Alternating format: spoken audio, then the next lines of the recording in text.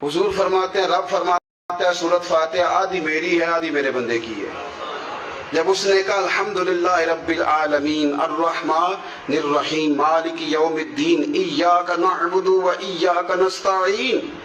جب یہاں تک وہ لفظ کہتا ہے تو یہ حصہ میرا تھا۔ اس نے اپنے رب کی تعریف کی، اور جب کہا نا اس نے اہدنا الصراط المستقیم، اب بندے نے التجائی شروع کر دی۔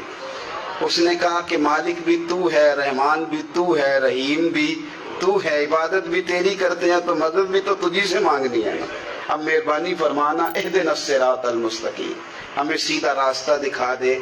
صراط الذین انعمت علیہم،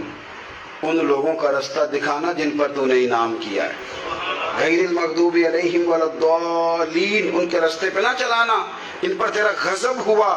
جو گمراہ ہو گئے ان کے راستے۔ تو نماز میں جب ترجمے پر آپ کا غور ہوتا ہے تو